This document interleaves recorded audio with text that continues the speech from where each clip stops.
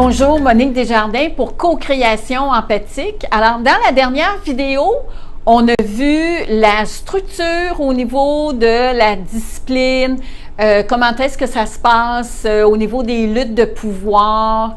Et ce que j'ai oublié de vous mentionner, mais de toute façon, j'avais dit qu'on était pour faire une autre vidéo et on risque d'en faire d'autres encore, c'est que dans un couple parental, fréquemment, on se trouve, je disais que individuellement, on se promène, d'accord? Et dans le couple parental, de façon traditionnelle, c'était l'homme qui avait le rôle d'autorité et la femme maternait. Parce que je n'avais pas mentionné les qualités au niveau de la permissivité, mais c'est tout le maternage. C'est tout le côté affection. C'est aussi beaucoup relié au jeu, au plaisir, à la créativité. Vous savez, quand on est relax, et que on prend plaisir à être ensemble, à échanger, à communiquer, à se blottir. Alors, c'est beaucoup ça. Puis, de façon traditionnelle, c'était la femme et l'homme. Maintenant, je peux vous dire que il y a des hommes qui ne sont pas dominants du tout, là, qui sont plutôt de l'autre côté, puis c'est la femme qui est de l'autre côté. Alors, ça varie beaucoup d'un couple à l'autre. Mais nous, ce qu'on souhaite, dans le fond, c'est de se réunifier. Parce que, comme je mentionnais tout à l'heure, dans l'autre vidéo, c'est qu'on peut, en tant que personne, individu, parent, là, on se promène dans ces polarités, d'accord, dans une même journée. Et aussi, ce qu'on voit beaucoup quand on est un couple parental, c'est qu'on va avoir une dominance, soit d'un côté ou de l'autre, c'est-à-dire un trait dominant. Et ce qu'on va faire, c'est plutôt de blâmer. On va pointer l'autre et on va dire « Ah, ça n'a pas de sens, as-tu vu, elle est une colonelle, on dirait qu'on est dans l'armée avec elle, il n'y a pas moyen de rien faire, c'est toujours à la minute près. » Alors, c'est très rigide comme système, etc. Ou sinon, on peut dire il n'est pas capable de se faire écouter, c'est un papa gâteau, il n'y a pas de règles avec lui, etc. Voyez-vous? Alors, moi, ce que je dis dans le fond, c'est qu'est-ce qu'il a que je pourrais développer? Parce que c'est un petit peu comme si c'était un arbre, d'accord?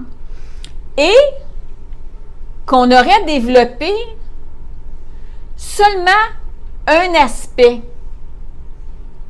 un côté, puis qu'il nous manquerait l'autre côté. Puis, quand on est avec nos enfants, bien, on ne va pas intervenir main dans la main. C'est pas parce que notre enfant se fait mal ou encore qu'il est en train de mettre du papier de toilette dans la cuvette que les parents vont se prendre main dans la main puis aller intervenir pour faire une intervention équilibrée, voyez-vous?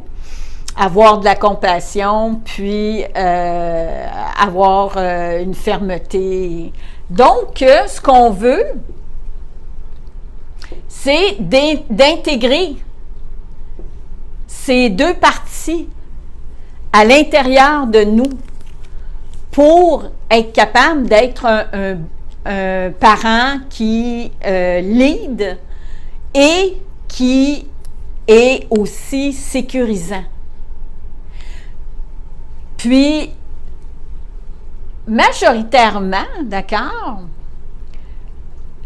dans le modèle, parce que je voulais vous parler comment est-ce que ça se passe au niveau émotionnel, c'est qu'on a des personnes qui, lorsqu'ils sont stressés, vont se désengager émotionnellement. Moi, je les appelle les tortues. Ce sont des personnes qui vont se replier sur eux-mêmes, même si ça ne paraît pas de l'extérieur. Ce que je veux dire, c'est que émotionnellement, il y a comme une espèce de carapace. Et parce que très souvent, quand on est pouvoir sûr, d'accord, bien, il faut se mettre comme une espèce de carapace, puis très fréquemment, on va utiliser justement la colère pour être capable d'utiliser le pouvoir sur l'autre. Alors, il y a un désengagement émotionnel, d'accord? Et de l'autre côté, qu'est-ce qu'on voit à l'opposé? C'est les fusionnels. Alors, ce sont les personnes que quand la tension monte, quand le stress monte, c'est l'insécurité, puis à ce moment-là, on cherche à se relier à l'autre pour régler le problème. Moi, je les appelle les pieuvres. Hein? Donc, vous voyez qu'au niveau émotionnel,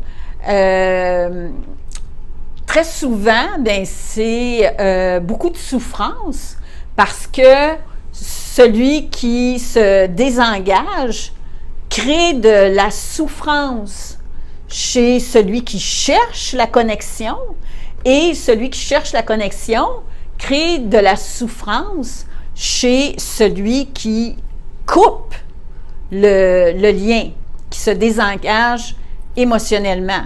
Voyez-vous? Alors ça, c'est un petit peu la trame émotionnelle. Puis, qu'est-ce qu'on recherche dans le fond pour parents conscients et bienveillants? Bien, qu'est-ce qu'il y a de bon, d'accord?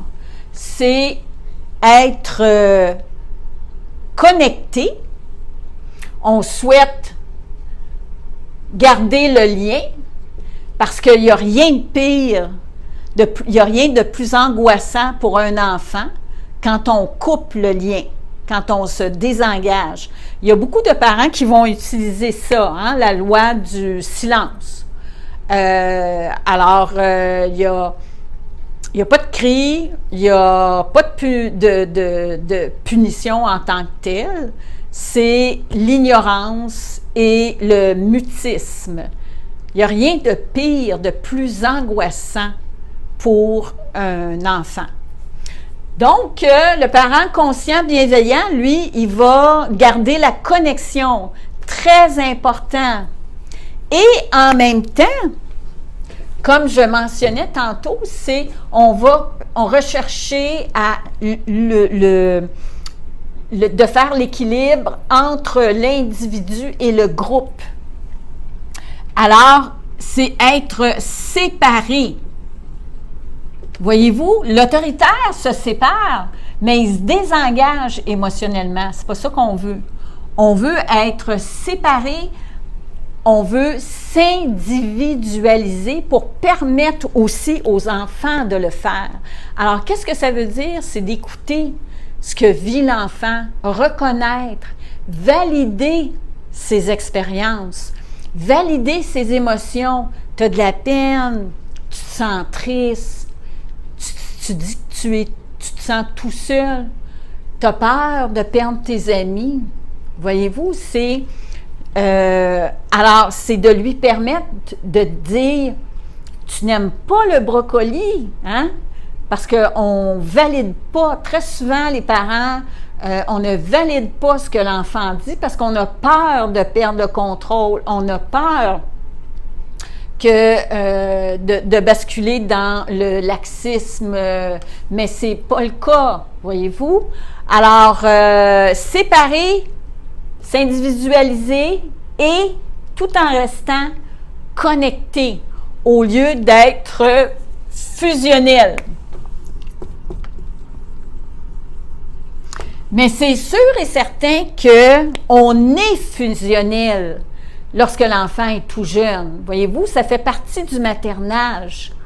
Sauf que plus l'enfant va grandir, plus l'enfant va se développer et plus on va l'aider à s'individualiser. Parce que au départ, les enfants, ils ont besoin de cette fusion parentale. Hein? Ils ont besoin qu'on soit connectés. Puis si vous regardez là, les parents avec les bébés, là, tous nos sens sont en alerte. On entend ce que on est attentif aux moindres mimiques de notre enfant. Alors, voyez-vous, tous nos canaux sensoriels sont ouverts et c'est très bien de faire ça. Voyez-vous, la différence entre la fusion et le désengagement, c'est qu'on ferme tous les canaux. Alors, nous, qu'est-ce qu'on veut, dans le fond, c'est se séparer, être connecté, ce qui veut dire, c'est ça, être empathique, aider l'enfant à se connaître, aider l'enfant à se sortir de ses difficultés. Alors, qu'est-ce qu'on se demande comme question? Bien, c'est à qui appartient le problème? À qui appartient le problème? Est-ce que le problème m'appartient à moi en tant que parent ou le problème appartient à l'enfant? Alors, il y a des fois qu'il y a des oncles qui n'ont pas de problème du tout pour personne, ça c'est fantastique. Mais, alors, à qui appartient le problème? Alors, si je vais agir différemment selon si c'est mon enfant qui a un problème ou si c'est moi. Donc, je vais lui apprendre à réfléchir, puis à mettre des choses en marche pour se sortir de ses difficultés parce que je suis co-créateur et je lui montre à lui aussi à se responsabiliser et à co-créer avec la vie. Alors, je lui apprends à écrire son scénario, voyez-vous, et non pas à être victime des événements, victime.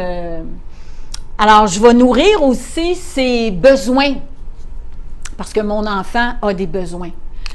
Et ça sera éventuellement, peut-être la prochaine vidéo. Puis, en même temps, j'aimerais ça que si vous pouviez m'écrire des questions, des commentaires. De cette façon-là aussi, ça va me nourrir. Peut-être est-ce que j'ai oublié des choses, peut-être que vous avez des questions. Ça va me faire plaisir de répondre et de vous lire. C'est surtout ça. Moi, j'ai besoin de connexion. J'ai travaillé, comme je vous dis, avec les parents dans des groupes. Je fais encore des groupes en personne et j'adore ça.